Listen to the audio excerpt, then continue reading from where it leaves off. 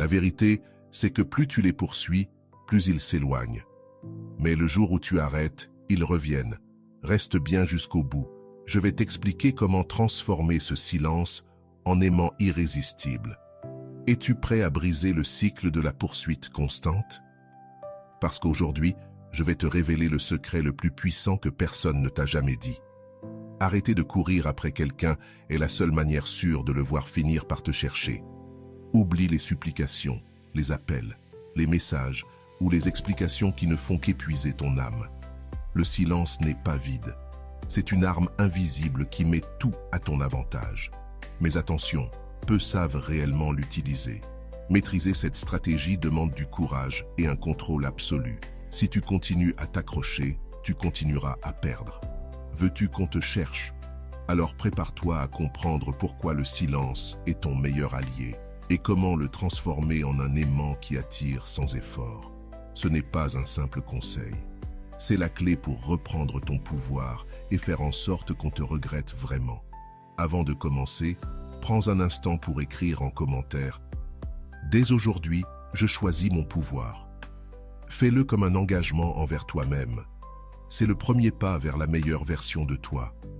Allons ensemble sur ce chemin. 1. Transforme ton énergie pour refléter la croissance et le détachement. Quand tu changes, même sans dire un mot, tout change autour de toi. L'énergie que tu émets quand tu es blessé, dans le besoin ou prisonnier du passé, a une odeur émotionnelle que l'autre personne perçoit, même à distance. Mais lorsque tu décides de rompre ce schéma, que tu respires différemment, que tu vis différemment, quelque chose d'invisible en toi se reconfigure et ce changement se voit. Pas parce que tu parles, pas parce que tu publies des messages indirects ou que tu fais semblant.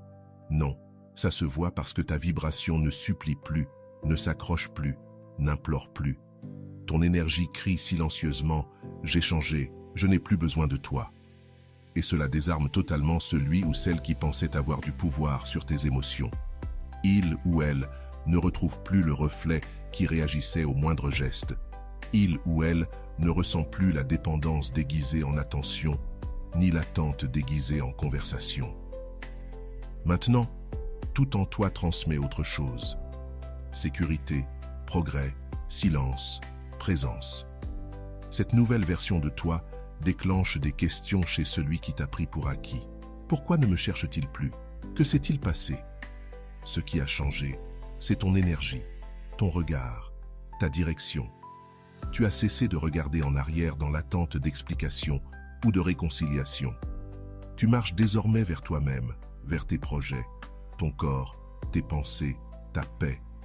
Cette énergie investie en toi est un message clair à l'univers. Tu es prêt pour mieux.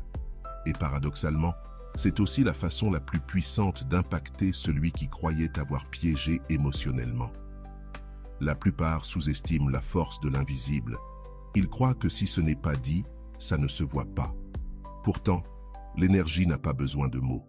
La psychologie humaine perçoit le changement émotionnel même à travers le silence.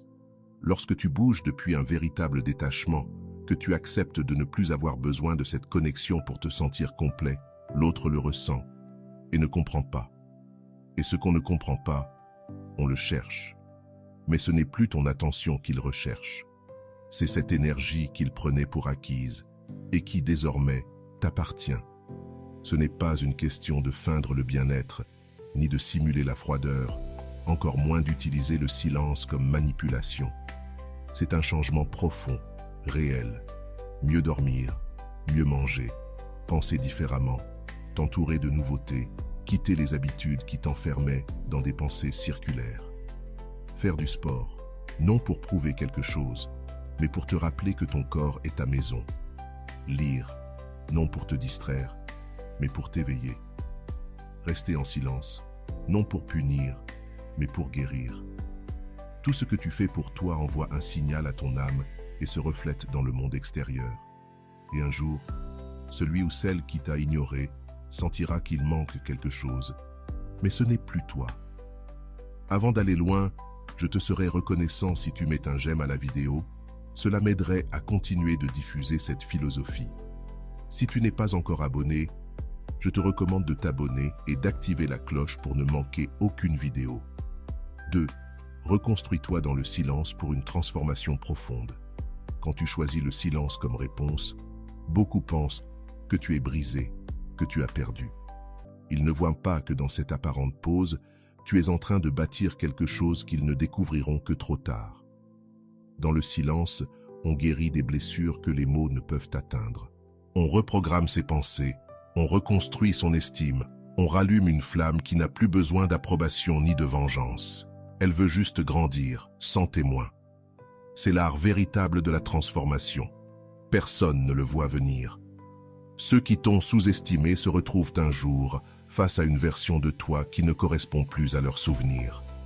Cette reconstruction silencieuse ne cherche pas à impressionner, mais à te libérer. Tu ne réagis plus. Tu n'attends plus rien. Tu es occupé à devenir plus fort, plus sage, plus serein. Ce changement n'est pas motivé par l'orgueil, mais par l'amour-propre. Et ce genre de changement ne fait pas de bruit. Il a de l'impact. La plupart veulent montrer leur progression, chercher la validation extérieure. Pas toi. Tu as décidé que ta croissance ne serait pas un spectacle, mais une révolution silencieuse. Et c'est là la plus grande revanche. Car rien ne fait plus mal à celui qui voulait te voir faible que de te voir avancer, sourire, briller, sans un mot. Oui, le silence peut être inconfortable. Il t'oblige à affronter tes blessures, à revoir tes erreurs, à briser tes dépendances. Mais il te donne aussi les armes pour les changer, te façonner et te purifier. Et quand tu en sors, tu n'es plus le même, plus ferme, plus centré, plus clair. Un jour, sans t'y attendre, ils te chercheront à nouveau. Mais ils ne retrouveront plus la même personne. Ils verront quelqu'un qui se connaît, se respecte, se suffit. Cette image parlera d'elle-même.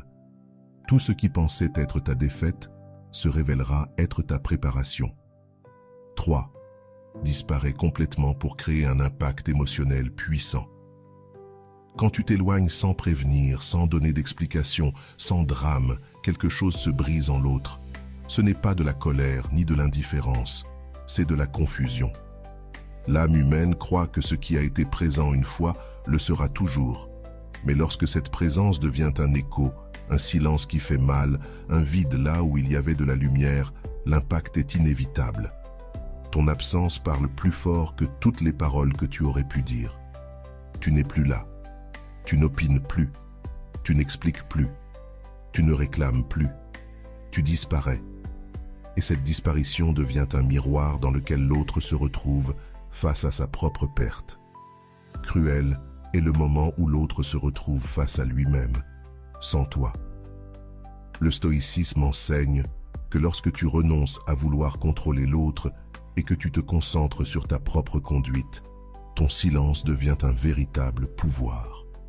En te retirant complètement, sans laisser la moindre trace, sans offrir la moindre miette émotionnelle, tu brises la dynamique qui maintenait l'autre dans son confort. Il n'y a plus de garantie, plus d'accès. Ce qui était acquis commence à faire mal par son absence. Ce n'est pas de la vengeance, c'est du respect pour toi-même. C'est choisir de ne plus insister là où tu n'es plus valorisé. Et lorsque tu le fais avec fermeté, sans vaciller, sans chercher le moindre signe, quelque chose de puissant se produit. L'autre commence à ressentir le véritable poids de ton absence. Beaucoup croient qu'insister, parler ou expliquer changera quelque chose, mais non. L'esprit humain réagit avec plus d'intensité au contraste, et le plus brutal de tous est le passage de ta lumière chaude à une ombre totale. La disparition est une tempête silencieuse. C'est comme fermer brusquement une porte qui est toujours restée entr'ouverte. Et lorsque cela se produit sans avertissement, sans supplication ni drame, l'autre se retrouve face à son propre reflet, ses erreurs, son orgueil, son ego, son indifférence. Il n'y a plus personne à accuser, seulement l'écho de ce qui fut et le vide de ce qui n'est plus. Disparaître, ce n'est pas fuir. C'est montrer par tes actes que ton énergie n'est pas infinie, que ta présence avait une valeur qui brille désormais encore plus par son absence. Et lorsque cette énergie se retire totalement, l'âme de l'autre entre en état de choc. Plus de messages, plus d'explications, plus de disputes, seulement le silence. Et dans ce silence, chaque souvenir pèse, chaque geste que tu as offert sans être apprécié devient un regret. Le secret, c'est de ne pas reculer, de ne pas envoyer ce message, de ne pas aller voir son profil, de ne pas répondre à une provocation déguisée en curiosité. Disparaître réellement, c'est une discipline. C'est une méditation stoïcienne sous forme d'absence. Ce n'est pas seulement couper le contact, c'est couper le flux énergétique. C'est devenir un mystère, énigme, cette histoire qui n'a jamais été complètement refermée, cette question sans réponse qui commence à ronger de l'intérieur. Et c'est là que la magie opère. Quand l'autre s'attend à ce que tu reviennes, mais que tu ne le fais pas. Quand il attend une explication et ne reçoit que du silence. Quand il croit encore avoir le contrôle, mais qu'il n'a plus accès à toi. Alors, et seulement alors, il commence à apprécier ce qu'il avait, car désormais, il l'a perdu. Et ce qui fait mal, ce n'est pas la perte, mais de réaliser trop tard la valeur qu'il n'a pas su reconnaître. Ce coup-là ne s'oublie pas. Il n'est pas nécessaire que tu lui montres que tu réussis, ni que tu publies une vie fausse, ni que tu affiches un bonheur de façade. Il suffit de ton absence totale, que ton nom n'apparaisse plus, que ta présence ne se sente plus, qu'aucune trace de ton énergie ne puisse être retrouvée, car cela les force à se souvenir. Et chaque souvenir sans accès devient un poids émotionnel difficile à porter. S'ils reviennent, ce ne sera pas par habitude. Ils reviendront avec le cœur en main, avec des questions qu'ils ne s'étaient jamais posées, avec un regard différent. Mais toi, tu auras changé, car celui qui disparaît ne transforme pas seulement l'autre, il se transforme lui-même. Voilà le véritable pouvoir du silence stoïcien. Le paradoxe du détachement. Quand tu oublies, on te cherche davantage. Il existe un paradoxe que peu osent accepter. Plus tu t'efforces de plaire, d'être présent, de prouver ta valeur, moins on te perçoit.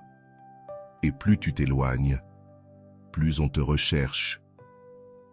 Lorsque tu cesses d'insister, lorsque tu n'es plus disponible à chaque appel, lorsque ton attention n'est plus automatique ni garantie, quelque chose s'allume dans l'esprit de l'autre. Le désir ne se nourrit pas de confort, il se nourrit d'absence. Et quand tu disparais vraiment, sans rancune, sans jeu, sans stratégie, tu cesses d'être une option pour devenir un mystère. C'est là que le véritable changement commence. Tant que tu poursuis, que tu expliques, que tu cherches à fermer des cycles ou à comprendre ce qui s'est passé, tu offres ton énergie à quelqu'un qui ne la valorise pas. Tu montres que tu dépends encore émotionnellement de sa réponse, de sa présence, de sa validation. Mais lorsque tu fais ce couperet radical, lorsque tu te concentres sur toi, ta paix, tes objectifs, lorsque tu n'investis plus une seconde à vérifier s'il pense à toi ou s'il te regrette, c'est là qu'il le sent. Car tu n'es plus là. L'énergie qu'il recevait sans effort lui manque désormais. Et ce manque devient inconfortable. L'esprit humain fonctionne par contraste. Il ne valorise pas ce qui est constant, facile, garanti. Il valorise ce qui se perd, ce qui disparaît, ce qu'il ne peut pas avoir quand il le veut. Tu deviens alors quelqu'un d'imprévisible, d'inaccessible, d'impossible à manipuler. Tu ne réagis plus comme avant. Tu n'es plus là pour rassurer son ego en confirmant que tu es toujours disponible. Et c'est à ce moment précis que ce qui semblait être de l'indifférence se transforme en besoin. Le désir naît du vide, pas de la saturation. Il ne s'agit pas de jouer avec l'autre, mais d'arrêter de jouer contre toi-même, de cesser de mendier de l'attention émotionnelle, de comprendre que la plus grande preuve d'amour-propre, c'est de ne plus investir dans quelqu'un qui n'investit pas en toi, et de le faire avec fermeté, calme et concentration, pas par dépit, mais par respect, parce que ton temps est précieux, parce que ton énergie construit, parce que ta présence a un prix. Quand tu commences réellement à te prioriser, sans peur, sans attendre de réaction, le monde le remarque. Et cette personne aussi. Elle commencera à se demander « Pourquoi n'es-tu plus là? Pourquoi n'insistes-tu plus? Pourquoi ne réagis-tu pas? Pourquoi ne reviens-tu pas ?» Et dans ce silence, cette absence, cette imprévisibilité, l'intérêt renaît, pas parce que tu l'as manipulé, mais parce que tu es devenu quelqu'un qui se respecte au point de ne plus se donner là où il n'est pas valorisé. Et aujourd'hui, c'est rare, c'est magnétique, c'est irrésistible. Ton attention est une monnaie puissante. Utilise-la avec sagesse, car lorsque tu la distribues sans filtre, tu t'épuises. Mais lorsque tu l'administres avec conscience, tu deviens précieux. Et celui qui t'a perdu, qui croyait que tu serais toujours là, commencera à sentir le vrai poids de ton absence. Ce n'est pas immédiat, ce n'est pas magique, mais c'est inévitable. Personne n'oublie celui qui fut un jour lumière et qui est ensuite devenu silence. Le stoïcisme nous enseigne d'agir avec logique et non avec émotion, de ne pas nous attacher à ce que nous ne contrôlons pas, et que le véritable pouvoir réside dans la maîtrise de soi. Quand tu cesses de leur importer, c'est à ce moment-là qu'ils commencent à te chercher. Pas parce que tu es cruel, mais parce que tu es libre. Ne perds pas ton pouvoir lorsqu'ils reviennent, quand, enfin, ils reviennent. Quand ce message inattendu arrive, cet appel que tu espérais jadis mais qui désormais ne t'empêche plus de dormir, c'est là que commence la véritable épreuve. Car il ne s'agit pas de savoir s'ils reviennent ça, tôt ou tard, ça arrive. L'important, c'est de savoir comment tu réagis. Si, après tout ton processus de croissance, de détachement, de guérison, tu redonnes ton énergie aussi facilement qu'avant, tu n'as rien appris. Et eux non plus. Ils ne reviendront pas parce qu'ils te valorisent, mais parce qu'ils ressentent ton absence. Et ça, ce n'est pas suffisant. Celui qui revient doit prouver par ses actes qu'il a changé. Et toi, tu dois être prêt à l'exiger, avec calme, clarté et sans peur. Ne réponds pas impulsivement. Ne laisse pas l'émotion t'aveugler. Ne retombe pas dans l'erreur de confondre nostalgie et véritable connexion. Ton pouvoir ne réside pas dans une réponse rapide, ni dans la preuve que tu ressens encore quelque chose. Ton pouvoir est dans ta pause, dans ton silence stratégique, dans cette nouvelle sérénité que tu as construite en te perdant en toi-même et en t'y retrouvant. Car s'ils t'ont quitté lorsque tu étais disponible, constant, émotionnellement dévoué, ils doivent comprendre que cette version de toi n'existe plus. Maintenant, il y a des conditions. Maintenant, il y a des limites. Ton amour n'est plus inconditionnel.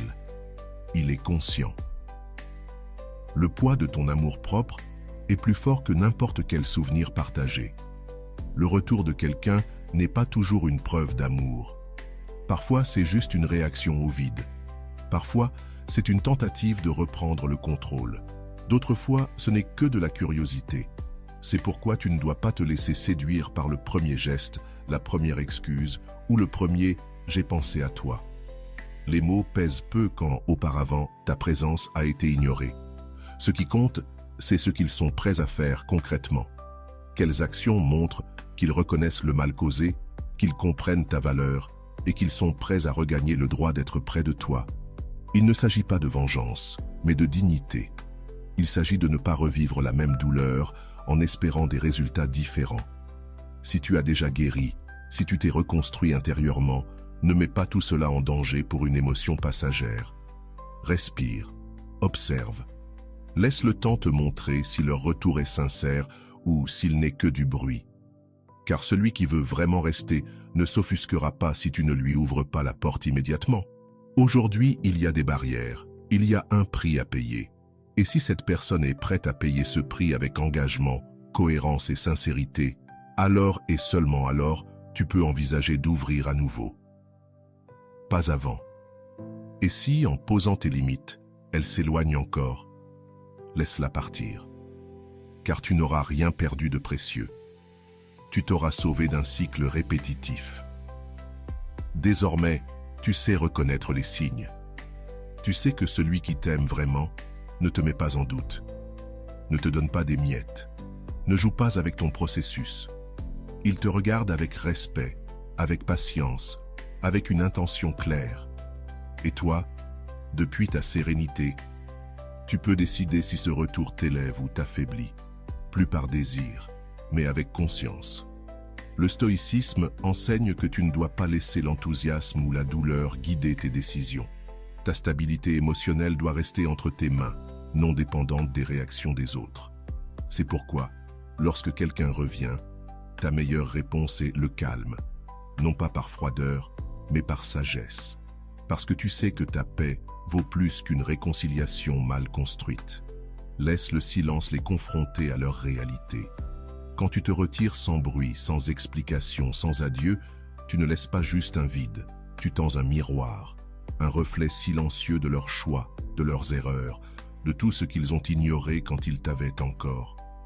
Et le plus fort, c'est que tu n'as rien à dire. Pas de longs messages, pas de besoin de fermer des cycles en parlant, pas de justification. Tu n'as qu'à rester ferme dans ton silence, car ce silence devient une confrontation directe entre eux et leur conscience. La plupart ne sont pas prêts à cela. Ils se sont habitués à t'avoir disponible, à ta présence constante, à ton énergie qui résout les problèmes, qui explique ce qui n'a pas été compris, qui justifie ce qui n'a pas été apprécié. Mais quand tu n'es plus là, tout change. Soudain, il n'y a plus personne à blâmer, plus personne à ignorer, plus personne à manipuler. Il ne reste que l'écho du silence. Et cet écho fait mal, parce qu'il ne répond pas, ne console pas, n'explique pas. Il montre dans sa vérité crue tout ce que cette personne a fait ou n'a pas fait. À partir de là, commence un vrai processus, non pas pour toi, car tu as déjà donné tout ce que tu avais, mais pour eux, qui doivent enfin affronter ce qu'ils ont évité. Ils ne peuvent plus fuir en utilisant ton énergie comme bouclier. Ils ne peuvent plus cacher leur culpabilité derrière ton pardon anticipé. Tu n'es plus là. Et ne plus être là ne veut pas dire haïr. Cela veut dire lâcher prise. Décider que tu ne porteras plus ce qui ne t'appartient pas. Ce silence n'est pas une punition.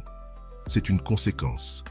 C'est le résultat naturel d'avoir été présent, d'avoir offert le dialogue et la compréhension, et d'avoir été ignoré. C'est ce qui arrive quand quelqu'un joue avec ta disponibilité jusqu'à la perdre. Et quand il la perd, il le ressent, non en mots, mais en vide. Car ce que tu remplissais par ton attention, ta tendresse, ton soutien, ou même tes disputes, n'est plus là. Et ce silence a une mémoire émotionnelle qui ne ment pas. Quand tu reviens au silence, ce que tu déclenches chez l'autre, ce n'est pas juste de la nostalgie, c'est de la culpabilité, de la confusion, de l'anxiété. Ils ne comprennent pas comment quelqu'un qui a toujours été là ne répond plus, ne réagit plus, ne cherche plus. Et ce manque-là ne se comble pas avec une autre personne, ni avec des distractions, ni avec des excuses. Il reste à la place exacte où tu étais. La clé, c'est de ne pas rompre ce processus. Car si tu le fais, si tu cèdes, si tu cherches à clore en suivant ton impulsion émotionnelle, tu leur enlèves l'opportunité de se regarder en face. Ils ne sont pas prêts à te voir fort si tu reviens faible. Ils ne sont pas prêts à te reconnaître si tu reviens chercher leur validation. Ne romps pas le silence. Ne le transforme pas en stratégie. Fais-en ton bouclier, ton espace, ta déclaration silencieuse d'amour-propre. Et laisse le temps faire son œuvre, le pouvoir du silence et du mystère. Quand tu choisis de disparaître sans explication, sans scandale, sans drame, tu deviens une énigme, un vide impossible à combler, une histoire sans fin. Et ça, c'est du pouvoir. Car pendant que d'autres crient leur version, se défendent ou justifient leur départ, toi, tu choisis le silence comme langage. Et ce langage est brutal. Il active l'imagination de l'autre, car l'esprit humain ne supporte pas ce qu'il ne comprend pas, ce qu'il ne peut classer, ce qui n'a pas de fin claire. Quand tu pars sans avertir, sans raison, sans signe, tu ne laisses pas qu'un espace, tu laisses un mystère. Et les mystères obsèdent. Tu n'as pas besoin d'expliquer pourquoi tu es parti, pas besoin qu'ils sachent comment tu vas, pas besoin de prouver que tu as changé. car dès que tu cherches à contrôler ce qu'ils pensent de toi, tu as déjà perdu. Tu es tombé dans leur jeu. Mais quand tu restes silencieux, quand tu les laisses parler, inventer, imaginer, tu leur donnes un puzzle sans pièces complètes. Et dans leur besoin de comprendre, ils projettent sur toi tout ce qu'ils n'avaient pas vu avant. Voilà le secret. Moins tu expliques, plus ils se souviennent de toi. Parce que personne n'oublie ce qu'il ne comprend pas. Ne dépend pas de la manière dont les autres t'interprètent. Le sage maîtrise son histoire depuis le silence. Et toi, en restant calme, sans chercher à convaincre, tu retrouves ton centre. Tu brises ce besoin d'approbation et tu deviens quelqu'un qui n'est plus disponible, mais dont la présence continue à se faire sentir. Le silence est l'expression la plus pure de l'amour-propre. Il n'est pas absence, il est présence totale avec toi-même. C'est savoir que tu suffises sans avoir besoin de crier. C'est aimer ta paix au point de ne pas la risquer pour quelqu'un qui ne sait pas la protéger. Quand tu choisis de te taire, de te retirer, de ne pas insister, de ne pas poursuivre, tu envoies un message qui ne nécessite aucun mot. Je m'élis moi. Et cela, même si cela ne semble pas évident, est la forme la plus pure d'amour-propre. Parce que supplier, implorer, répéter encore et encore ce que tu vaux, ce que tu ressens ou ce dont tu as besoin, t'épuise, te brise et t'éloigne de toi. Lorsque tu décides de garder le silence face à l'indifférence, au mauvais traitement émotionnel ou au manque de réciprocité, tu protèges ton énergie, tu honores ta dignité et tu guéris. Tu n'as pas besoin de fermer des cycles avec de grands discours. Tu n'as pas besoin de prouver que tu mérites d'être aimé. Tu n'as pas besoin de courir après quelqu'un pour qu'il voie ce que tu offres. Quand tu te tais et que tu pars, tu montres clairement que tu refuses d'être une option pour quelqu'un qui a été ta priorité. Ce silence, que beaucoup interprètent comme de la faiblesse, est en réalité du pouvoir. Dans ce silence, il y a de la conscience, de la maturité et du respect pour toi-même. Et celui qui ne le comprend pas, c'est qu'il n'a jamais su voir la valeur de ta présence. La véritable transformation commence lorsque tu arrêtes de mendier des miettes émotionnelles, lorsque tu décides que tu ne vas plus dépasser tes limites pour plaire, lorsque tu comprends que l'amour que tu te portes ne se négocie pas, ne se conditionne pas, ne se brade pas. À partir de là, le silence devient ton bouclier. Non pas pour punir, mais pour préserver, pour protéger ton centre, pour te rappeler que ta paix vaut plus que toute validation passagère. Parfois, ceux qui s'éloignent le font en espérant que tu les poursuives, que tu insistes, que tu supplies. Mais lorsque tu ne le fais pas, lorsque ta seule réponse est un silence ferme et serein, quelque chose change.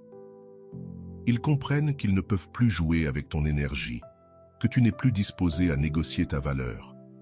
Et cela les déstabilise, car ils attendaient ta faiblesse et trouvent ton amour-propre. Ils attendaient tes reproches et reçoivent ton silence. Ils attendaient ton attachement et découvrent que tu as lâché prise. Ce n'est pas de la froideur, c'est de la clarté. C'est savoir que ton bien-être ne peut pas dépendre du comportement instable d'une autre personne. Comprendre qu'aimer ne signifie pas tout supporter, ni justifier l'injustifiable. Le véritable amour, celui qui commence par toi, c'est aussi partir quand il n'est pas accueilli avec respect. Être là pour quelqu'un qui n'est pas là pour toi, c'est te trahir. Et tu n'es plus disposé à te trahir. Alors, lorsque l'impulsion te pousse à parler, à clarifier, à expliquer, respire. Demande-toi si cet effort construit réellement quelque chose ou s'il répète seulement un cycle que tu ne veux plus vivre. Si cela ne t'élève pas, ne te protège pas, ne te nourrit pas, lâche-le et fais-le en silence, car il n'y a pas d'acte plus puissant que de se retirer sans bruit, le cœur en paix, sachant que tu t'es choisi. Le stoïcisme nous rappelle que nous devons agir avec raison et non avec une émotion débordante, que la sérénité est le langage du sage, que celui qui s'aime ne supplie pas et que celui qui a la paix intérieure n'a pas besoin de crier pour être entendu. La croissance personnelle attire inévitablement des changements dans ton entourage. Quand tu commences à changer pour de vrai, quand ton énergie ne réagit plus comme avant, Quand ta façon de penser s'élève au-dessus du drame, du besoin ou de la dépendance, ton environnement change. Non pas parce que tu le contrôles, mais parce que ce que tu projettes ne s'aligne plus avec ce que tu tolérais auparavant. Et là, il se passe quelque chose qui peut faire mal, mais qui est nécessaire. Les gens commencent à s'éloigner. Certains sans explication, d'autres avec des excuses, certains avec froideur, d'autres avec indifférence. Mais tous ont un point commun. Ils ne résonnent plus avec toi. Ce n'est pas une perte, c'est un nettoyage. La croissance personnelle n'est pas un chemin rempli de compagnons constants. C'est une route où, plus tu avances, plus tu dois voyager léger. Car tous ne sont pas prêts à grandir avec toi. Beaucoup ne te comprenaient qu'à travers ton ancienne version, celle qui avait besoin, celle qui dépendait émotionnellement. Mais maintenant que tu as changé, ils ne peuvent plus utiliser les mêmes stratégies. Tu ne réagis plus pareil. Tu n'es plus aussi disponible. Tu ne donnes plus sans mesure. Cela les perturbe, car ils préféraient la version de toi qui se laissait utiliser. Mais ne t'arrête pas. Ne te blâme pas d'avancer. Ne pleure pas pour ceux qui n'ont pas su s'adapter à ton évolution. Tu es en train de purifier ta fréquence, d'élever tes standards, de faire de la place pour mieux. Car pour chaque personne qui part, une autre arrive, alignée sur ton nouveau niveau. Des personnes plus conscientes, plus respectueuses de ton énergie. Des personnes qui ne t'éteignent pas, mais qui te renforcent, qui ne t'absorbent pas, mais t'inspirent. Souvent, nous nous accrochons à ce qui n'a plus de sens, simplement par habitude. Mais la croissance t'apprend à lâcher prise sans amertume, à comprendre que tous les liens ne sont pas éternels et que certains étaient seulement là pour t'accompagner sur un bout du chemin, pas pour toute ton évolution. En lâchant, tu réalises que rien ne meurt vraiment. Tout se transforme. Les relations qui résistent à ton changement sont des relations authentiques. Celles qui se brisent avec ta nouvelle version étaient fragiles dès le départ. Ton énergie dit tout. Quand tu grandis, cela se voit dans ta façon de parler, de choisir, de bouger. Tu n'es plus disponible pour des conversations vides. Tu ne t'épuises plus à justifier ta valeur. Tu ne cherches plus à t'intégrer là où l'on ne te respecte pas. Tu deviens plus sélectif, plus silencieux, plus profond. Et cela génère deux réactions. Le rejet de ceux qui veulent te garder tel que tu étais, et l'attraction de ceux qui vibrent déjà à l'endroit où tu arrives. C'est ainsi que ton entourage se transforme, sans que tu aies besoin de forcer quoi que ce soit. Simplement en grandissant. Car quand tu changes, tout change. Ce que tu tolérais avant ne trouve plus sa place dans ta nouvelle identité. Ce que tu faisais avant, tu le nommes ou tu le laisses derrière toi. Et peu à peu, tu te construis un environnement où tu n'as pas besoin de te déguiser, où tu peux être toi-même, où ta paix n'est pas interrompue par le besoin de plaire. Ne sois pas surpris que, dans ce processus, tu perdes des gens. C'est le prix de l'évolution. Celui qui décide de grandir doit accepter que certaines séparations fassent mal. Mais au final, toutes ces pertes t'enseignent à vivre plus libre et plus aligné avec qui tu es vraiment. Ce qui est vrai ne disparaît pas lorsque tu t'améliores. Au contraire, cela reste et grandit avec toi. Le stoïcisme nous rappelle que nous ne devons pas résister aux changements inévitables, mais les accepter avec sagesse. La transformation personnelle entraîne naturellement une reconfiguration de notre environnement, car le sage sait que ce qui ne contribue pas à son bien-être doit partir, et que la paix intérieure n'est pas négociable. La vérité, c'est que l'indifférence est l'énergie la plus puissante que tu puisses émettre. Rien ne désarme plus quelqu'un qui a tenté de te manipuler que ton indifférence. Pas ta colère, pas tes larmes, pas tes explications, mais ton silence serein, ton regard neutre, ton énergie calme. L'indifférence n'est pas de la froideur, c'est de la force émotionnelle. C'est le résultat d'un affrontement avec la douleur, d'une guérison profonde de tes blessures et de la décision ferme de ne plus offrir tes réactions à ceux qui ne les méritent pas.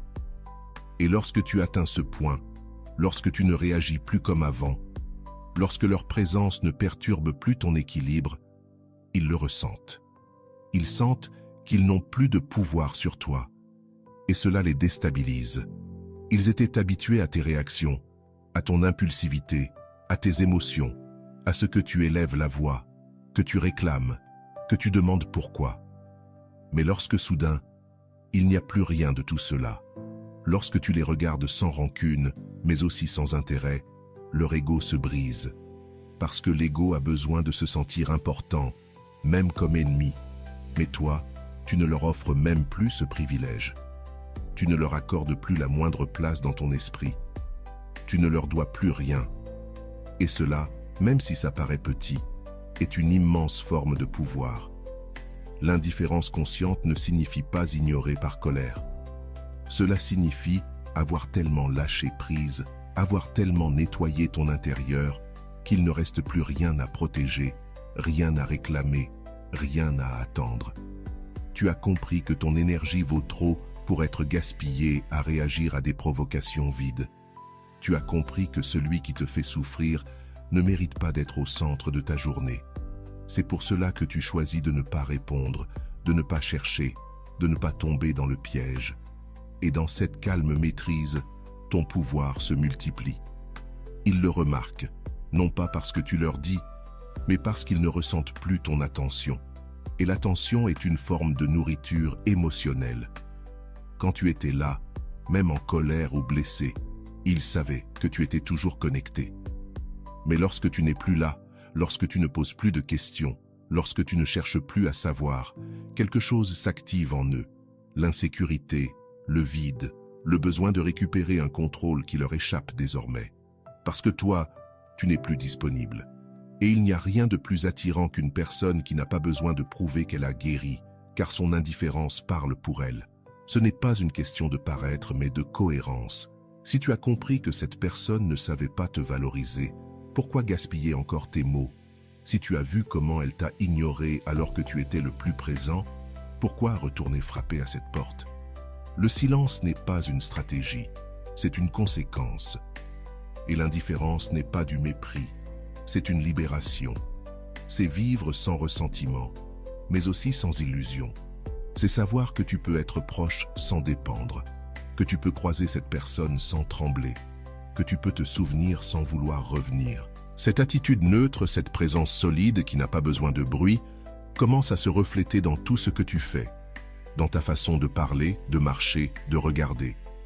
Tu ne cherches plus l'attention, tu es concentré sur toi, sur ta paix, sur tes objectifs, sur ton énergie. Et sans que tu t'en rendes compte, cela change toute la dynamique. L'autre commence à douter, à se demander s'il t'a perdu pour toujours, si quelqu'un d'autre a pris sa place, si ce silence est réel ou joué. Mais toi, tu ne réponds pas, tu n'expliques pas, tu ne poursuis pas. Et dans cette absence de réaction, toutes les réponses sont déjà là. Le stoïcisme enseigne que celui qui maîtrise ses réactions maîtrise sa vie, et qu'il n'existe pas de force plus grande que la sérénité face au chaos.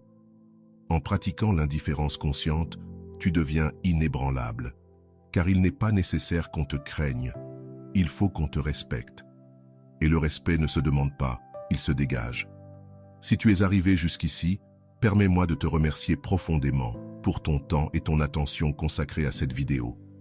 Avant de partir, abonne-toi à la chaîne si ce n'est pas encore fait. Je te laisse ici 2 vidéos qui pourraient t'intéresser. Prends soin de toi et à bientôt.